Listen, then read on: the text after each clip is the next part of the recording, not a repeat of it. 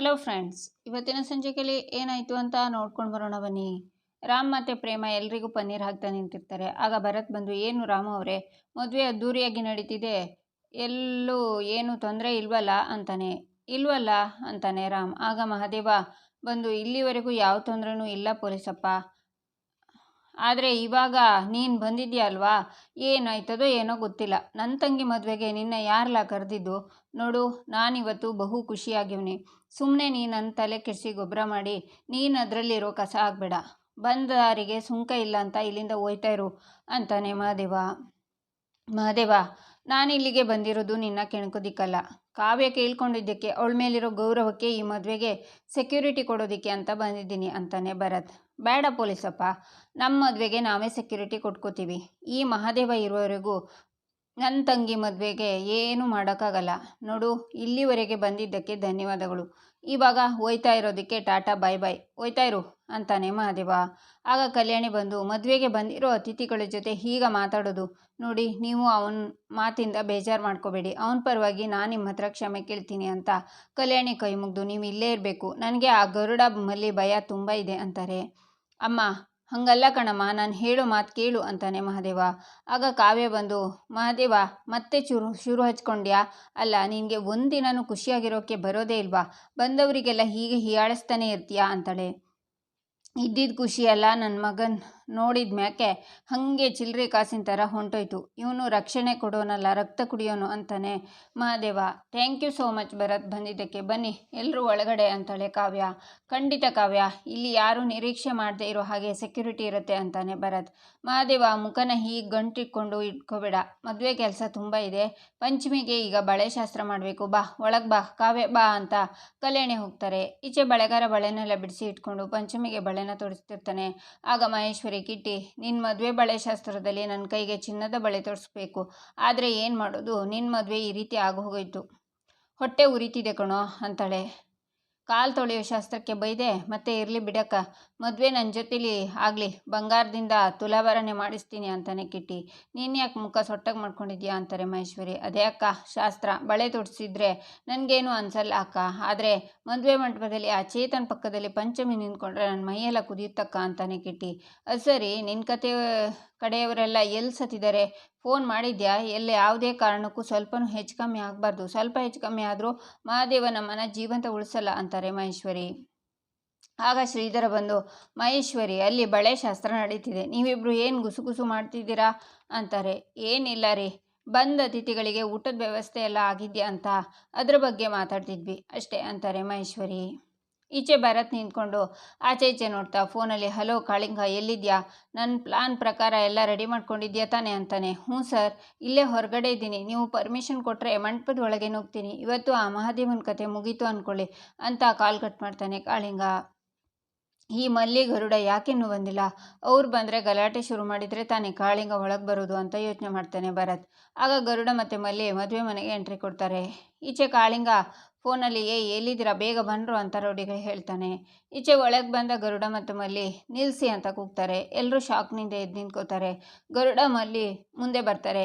ಯಾರನ್ನು ಕೇಳಿ ಮದುವೆ ಮಾಡ್ತಿದ್ದೀರಾ ಅಂತಾನೆ ಗರುಡಂಗೆ ಸೇರಬೇಕಾಗಿರೋ ಹೆಣ್ಣನ್ನು ಇನ್ನೊಬ್ಬನ ಬುಟ್ಟಿಗೆ ಹಾಕೋಕೆ ಎಷ್ಟು ಧೈರ್ಯ ನಿನಗೆ ಅಂತಾನೆ ಮಲ್ಲಿ. ಏಯ್ ಗರುಡ, ಮಲ್ಲಿ, ಇದು ಈ ಮಹಾದೇವನ ತಂಗಿ ಮದುವೆ ಕಣ್ಲಾ, ಸುಮ್ಮನೆ ಕಿತಾಪತಿ ಮಾಡದೆ ಇಲ್ಲಿಂದ ಹೊಂಟೋದ್ರೆ ಮರ್ಯಾದೆ ಜೊತೆ ಜೀವನ ಉಳಿತೈತೆ, ಇಲ್ಲ ಅಂದರೆ ನಿಮ್ಮಿಬ್ಬರು ತಲೆನ ಕಡ್ದು ಇಲ್ಲೇ ಅಂತ ಮಹಾದೇವ ಮುಂದೆ ಹೋಗ್ತಾನೆ. ಮಹಾದೇವ, ಬೇಡ ಕಣೋ, ಸುಮ್ಮನೆ ಇದ್ಬಿಡು, ಭರತ್ ಇದ್ದಾರೆ, ಅವರೆಲ್ಲ ನೋಡ್ಕೋತಾರೆ, ಇವತ್ತು ಶುಭ ಕಾರ್ಯ ನಡಿಬೇಕು, ರಕ್ತಪಾತ ನಡಿಬಾರ್ದು ಕಣೋ, ಸುಮ್ಮನೆ ಇದ್ಬಿಡು ಅಂತಾರೆ ಕಲ್ಯಾಣಿ. ಆಗ ಭರತ್ ಬಂದು, ಮಲ್ಲಿ, ನಿಮಗೆ ಸಾಕಷ್ಟು ಸಲ ವಾರ್ನಿಂಗ್ ಕೊಟ್ಟಿದ್ದೀನಿ, ಇವತ್ತೇನಾದರೂ ಬಾಲ ಬಿಚ್ಚಿದ್ರೆ ಚೆನ್ನಾಗಿರಲ್ಲ, ಮರ್ಯಾದೆಯಿಂದ ಇಲ್ಲಿಂದ ಹೋಗ್ತಾ ಇರಿ, ಇಲ್ಲಾಂದರೆ ಅರೆಸ್ಟ್ ಮಾಡಿ ಜೀವನ ಪರ್ಯಂತ ಜೈಲಲ್ಲಿ ಕೊಳಿಬೇಕು, ಹಾಗೆ ಮಾಡ್ತೀನಿ ಅಂತಾನೆ ಭರತ್. ಅರೆಸ್ಟ್ ಮಾಡ್ತೀರಾ? ನಿಮ್ಮ ಲಾಟರಿ ರುಚಿ ಸ್ಟೇಷನಲ್ಲಿ ಇಟ್ಕೊಳ್ಳಿ, ತಲೆ ಮೇಲೆ ತಲೆ ಬಿದ್ರೂ ಈ ಮದುವೆ ನಡೆಯೋದಕ್ಕೆ ನಾನು ಬಿಡೋದಿಲ್ಲ, ಅದು ಯಾವನ ಅಡ್ಡ ಬರ್ತಾನೋ ನಾನು ನೋಡ್ತೀನಿ ಅಂತಾನೆ ಮಲ್ಲಿ. ಆಗ ಭರತ್ ಕಣ್ಣಲ್ಲೇ ಸನ್ನೆ ಮಾಡ್ತಾನೆ. ಆಗ ಚೇತನ್ ಕೊರಳ್ಪಟ್ಟಿನ ಮಲ್ಲಿ ಹಿಡ್ಕೊಂಡು, ಏಯ್, ನಿನಗೆ ಅವತ್ತೇ ವಾರ್ನ್ ಮಾಡಿದೆ ತಾನೆ, ಇವಳಿಗೆ ತಾಳಿ ಕಟ್ಟಿ ಇಲ್ಲಿಂದ ಜೀವಂತವಾಗಿ ಹೋಗಬೇಕು ಅಂತ ಇದೆಯೋ ಅಥವಾ ಹೆಣವಾಗಿ ಹೋಗಬೇಕು ಅಂತ ಇದೆಯೋ ಡಿಸೈಡ್ ಮಾಡು ಅಂತಾನೆ. ಕಾಲರ್ ಬಿಡು ಮಲ್ಲಿ, ಹೆದ್ರೋ ಕಾಲ ಮುಗೀತು. ನೀನು ಎಷ್ಟೇ ಬೆದರಿಸಿದ್ರು ನಾನು ಪಂಚಮಿನ ಬಿಡಲ್ಲ, ಹೋಗೋ ಆಚೆ ಅಂತ ಚೇತನ್ ಮಲ್ಲಿನ ತಳ್ತಾನೆ. ಆಗ ಮಚ್ಚನ ತೆಗೆದು ಚೇತನ್ ಕುತ್ತಿಗೆಗೆ ಒಬ್ಬ ರೌಡಿ ಬೀಸ್ತಾನೆ. ಅದನ್ನು ಮಹಾದೇವ ಕೈಯಿಂದ ಹಿಡ್ಕೊಂಡು ಚೇತನ್ನ ಆಚೆ ತಳ್ತಾನೆ. ನಂತರ ರೌಡಿಗಳ ಜೊತೆ ಮಹಾದೇವ ಫೈಟ್ ಮಾಡ್ತಾನೆ. ಎಲ್ಲರೂ ಶಾಕ್ನಿಂದ ನೋಡ್ತಾರೆ. ಭರತ್ ಸುಮ್ಮನೆ ನೋಡ್ತಾ ನಿಂತಿರ್ತಾನೆ. ಆಗ ರೌಡಿಗಳೆಲ್ಲ ಬಂದು ಮಹಾದೇವನ್ನ ಹಿಡ್ಕೋತಾರೆ. ಆಗ ಭರತ್ ಫೋನಲ್ಲಿ ಕಾಳಿಂಗನ ಹತ್ರ ಒಳಗಡೆ ಬರೋದಕ್ಕೆ ಹೇಳ್ತಾನೆ. ಆಗ ಕಾಳಿಂಗ ಮಹಾದೇವನ ಹೊಟ್ಟೆಗೆ ಚಾಕು ಹಾಕೋಕ್ಕೆ ಚಾಕು ತಗೊಂಡು ಬರ್ತಾನೆ. ಇವತ್ತಿಗೆ ನಿನ್ನ ಕತೆ ಮುಗೀತು ಮಹಾದೇವ, ಇನ್ನು ಕಾವ್ಯ ನನ್ನವಳು ಅಂತ ಭರತ್ ಯೋಚನೆ ಮಾಡ್ತಾನೆ. ಅಷ್ಟರಲ್ಲಿ ಕಾಳಿಂಗ ಓಡಿ ಹೋಗಿ ಮಹಾದೇವನಿಗೆ ಚಾಕು ಹಾಕಬೇಕು ಅನ್ನುವಾಗ ಕಾವ್ಯ ಬಂದು ಕಾಳಿಂಗನ ಕೈನ ಹಿಡ್ಕೋತಾಳೆ. ಎಲ್ಲರೂ ಚಾಕು ಮಹಾದೇವನ ಹೊಟ್ಟೆಗೆ ಬಿತ್ತು ಅಂತ ಅಂದ್ಕೊಂಡಿರ್ತಾರೆ. ಆಗ ಕಾವ್ಯ ಹೇಡಿ ಥರ 10 ಜನ ಹಿಡ್ಕೊಂಡಿರುವಾಗ ಹಿಡಿಯೋಕೆ ಬರ್ತೀಯಲ್ಲೋ, ಗಂಡ್ಸಾದ್ರೆ ಒಬ್ರಿಗೊಬ್ರು ಹೊಡೆದಾಡಿ ಅಂತ ಕಾವ್ಯ ಕೈನ ಬಿಡ್ತಾಳೆ. ಕಾವ್ಯ, ನೀ ನನಗೆ ಸಾಥ್ ಕೊಟ್ಬಿಟ್ಟೆ ಅಲ್ಲ, ಇವಾಗ ನೋಡು ಈ ನನ್ನ ಮಕ್ಕಳನ್ನ ಹೆಂಗೆ ಪರ್ಚಾಡಿಸ್ತೀನಿ ಅಂತ, ಬಾರ್ಲಾ ಅಂತ ಕಾಳಿಂಗ ಮತ್ತು ಉಳಿದ ರೌಡಿಗಳಿಗೆ ಸರಿಯಾಗಿ ಹೊಡಿತಾನೆ ಮಹಾದೇವ. ರಾಮ್ ಬಂದು ಅವನು ಫೈಟ್ ಮಾಡ್ತಾನೆ. ಸತ್ಯ, ಶ್ರೀಧರ ಎಲ್ಲರೂ ಫೈಟ್ ಮಾಡ್ತಾರೆ. ಆಗ ಭರತ್ ತನ್ನ ಜೊತೆ ಇರೋರಿಗೆ ಏನರೋ ನೋಡ್ತಿದ್ದೀರಾ, ಗಲಾಟೆ ನಿಲ್ಲಿಸೋ ಥರ ಫೈಟ್ ಮಾಡಿ ರಾಮ್ ಮತ್ತು ಮಹಾದೇವನ ಅಡ್ಡಾಕಿ ಹೋಗ್ರೋ ಅಂತಾನೆ. ಆಗ ಅವರೆಲ್ಲ ಬರ್ತಾರೆ. ಆಗ ಸತ್ಯ, ಲೋ ಕೆಂಚ, ವೀರ, ಮಂಜ ಏನರೋ ಮಾಡ್ತಿದ್ದೀರಾ, ನಿಮ್ಮನೆ ಹೆಣ್ಮಕ್ಳ ಮದುವೆಯಲ್ಲಿ ಈ ರೀತಿ ಆಗಿದ್ದಿದ್ರೆ ಸುಮ್ಮನೆ ಇರ್ತಿದ್ರಾ? ಬನ್ರೋ ಅಕ್ಕಂದಿರ ಅಣ್ಣಂದಿರ, ನೀವು ಕೈ ಜೋಡಿಸಿ ಈ ಊರಿನ ಹೆಣ್ಣಿನ ಜೊತೆ ಆಟ ಆಡ್ತಿದ್ದಾರೆ. ಇವತ್ತು ಪಂಚಮಿ ಮದುವೆಗೆ ಕಾಲಿಟ್ಟಿರೋ ಈ ರೌಡಿಗಳು ನಾಳೆ ನಿಮ್ಮನೆಗೂ ಬರ್ಬೋದು. ನೀವೆಲ್ಲ ಒಗ್ಗಟ್ಟಾಗಬೇಕು. ಕೈ ಕಟ್ಟಿ ಕುಳಿತರೆ ನಾಳೆ ನಿಮ್ಮನೆ ಹೆಣ್ಮಕ್ಳಿಗೂ ರಕ್ಷಣೆ ಇರಲ್ಲ. ಕೈ ಜೋಡಿಸಿ, ಎಲ್ಲ ಒಗ್ಗಟ್ಟಾಗಿ ಬನ್ನಿ, ಎಲ್ಲರೂ ಹೊಡೆದು ಓಡಿಸಿ ಇವರನ್ನೆಲ್ಲ ಅಂತಾರೆ. ಆಗ ಜನ ಬಂದು ಹೊಡೆದಾಡ್ತಾರೆ. ಆಗ ಕಲ್ಯಾಣಿ ಸಾಕು ನಿಲ್ಲಿಸಿ ಅಂತ ಕೂಗ್ತಾರೆ. ಗರುಡ ಮಲ್ಲಿ, ನಾವೇ ಅಂತ ಮೆರೀತಿದ್ರಿ, ಇವತ್ತು ನೋಡಿದ್ರ ನನ್ನ ಮಕ್ಕಳ, ಈ ಮಹಾದೇವನ ಹಿಂದೆ ಇಡೀ ಊರೇ ನಿಂತೈತೆ ಅಂತಾನೆ ಮಹಾದೇವ.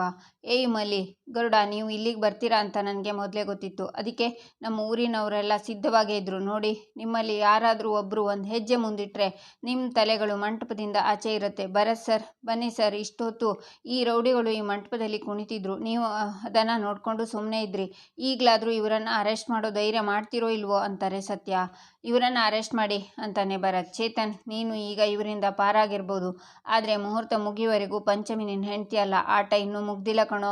ಈ ಮದುವೆ ನಡೆದ್ರೆ ಅದು ನಿನ್ನ ಹೆಣದ ಮೇಲೇನೆ ಅಂತಾನೆ ಮಲ್ಲಿ. ಎಳ್ಕೊಂಡೋಗ್ರಿ ಇವರನ್ನ, ಎಳ್ಕೊಂಡೋಗಿ ಜೀಪಿಗೆ ತುಂಬ್ರಿ ಅಂತಾನೆ ಭರತ್. ಆಗ ಮಲ್ಲಿ ಗರುಡನ್ನೆಲ್ಲ ಎಳ್ಕೊಂಡೋಗ್ತಾರೆ. ಇವತ್ತು ನಿಮ್ಮಿಂದ ತುಂಬ ಉಪಕಾರವಾಯಿತು, ನಿಮ್ಮಿಂದ ನಮ್ಮನೆ ಮರ್ಯಾದೆ ಉಳೀತು ಅಂತಾರೆ ಕಲ್ಯಾಣಿ. ಹೌದು ಭರತ್, ಇವತ್ತು ಸಮಯಕ್ಕೆ ಸರಿಯಾಗಿ ಬಂದು ರಕ್ಷಣೆ ಕೊಟ್ಟಿದ್ದಕ್ಕೆ ದೊಡ್ಡ ಅನಾಹುತ ಆಗೋದು ತಪ್ಪಿತು. ಥ್ಯಾಂಕ್ ಯು ಅಂತಾಳೆ ಕಾವ್ಯ.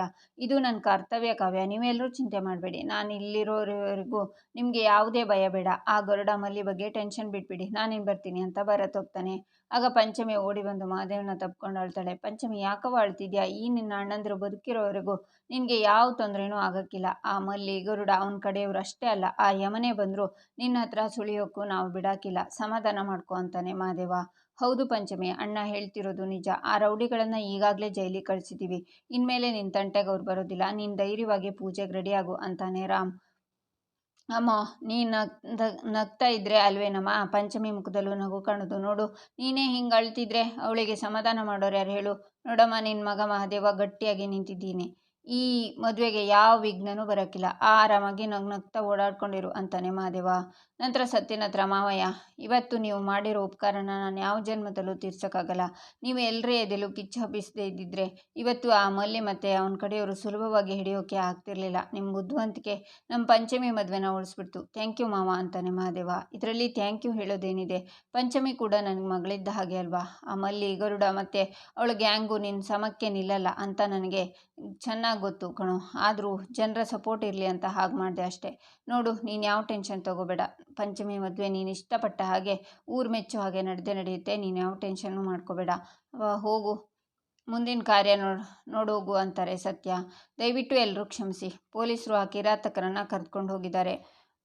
ಇನ್ಯಾವುದೇ ರೀತಿ ತೊಂದರೆ ಆಗಲ್ಲ. ಎಲ್ಲರೂ ಸಮಾಧಾನ ಆಗಿರಿ. ಮದುವೆ ಶಾಸ್ತ್ರ ಮುಂದುವರಿಯುತ್ತೆ. ಮದುಮಕ್ಕಳಿಗೆ ನಿಮ್ಮ ಆಶೀರ್ವಾದ ತುಂಬ ಮುಖ್ಯ. ಎಲ್ಲರೂ ದಯವಿಟ್ಟು ಮದುವೆನ ಮುಗಿಸ್ಕೊಂಡು ಹೋಗಬೇಕು ಅಂತ ಕಲ್ಯಾಣಿ ಕೈ ಮುಗಿತಾರೆ. ಆಗ ಪ್ರೇಮ ಪಂಚಮಿ ಸುತ್ತ ನೋಡು ಪಂಚಮಿ, ಎಷ್ಟು ಜನ ನಿನಗೆ ಕಾವಲಾಗಿ ಇದ್ದಾರೆ ಅಂತ. ಇನ್ಮೇಲೆ ಯಾವುದಕ್ಕೂ ಹೆದರ್ಕೋಬೇಡ, ನಗ್ನಗ್ತಾ ಇರಬೇಕು ಅಂತಾಳೆ. ಹೌದು ಪಂಚಮಿ, ಇವತ್ತು ಜಗತ್ತಲ್ಲಿ ಅದು ಸುಂದರವಾದಂತಹ ವಧು ನೀನೇ ಆಗಬೇಕು. ನೋಡು, ಗೌರಿ ಪೂಜೆಗೆ ಲೇಟ್ ಆಗ್ತಿದೆ, ನಾನು ಅಕ್ಕ ಸೇರಿ ನಿನ್ನ ರೆಡಿ ಮಾಡ್ತೀವಿ ಸರಿನಾ ಅಂತಾಳೆ ಕಾವ್ಯ. ಪಂಚಮಿ, ಇಲ್ಲಿವರೆಗೂ ಗರುಡ ಮತ್ತು ಮಲ್ಲಿ ಬಗ್ಗೆ ನನಗೂ ಭಯ ಇತ್ತು, ಆದರೆ ಇವಾಗಿಲ್ಲ ಅಂತ 10 ಜನ ಬಂದರೂ ನಾನು ನಿನ್ನ ಕೈ ಬಿಡೋದಿಲ್ಲ. ಯಾವುದೇ ಶಕ್ತಿ ಕೂಡ ನಮ್ಮ ಮದುವೆ ತಡೆಯೋಕ್ಕಾಗಲ್ಲ. ನಾನು ನಿನ್ನನ್ನೇ ಮದುವೆ ಆಗ್ತೀನಿ, ಅದೇ ನಿಜ ಅಂತಾನೆ ಚೇತನ್. ಇಲ್ಲಿಗೆ ಈ ಸಂಚಿಕೆ ಮುಕ್ತಾಯವಾಗುತ್ತೆ. ಮುಂದಿನ ಸಂಚಿಕೆಗಾಗಿ ನಮ್ಮ ಚಾನಲನ್ನು ನೋಡಿ, ಸಬ್ಸ್ಕ್ರೈಬ್ ಮಾಡಿ, ಲೈಕ್ ಮಾಡಿ, ಸಪೋರ್ಟ್ ಮಾಡೋದನ್ನು ಮರಿಬೇಡಿ.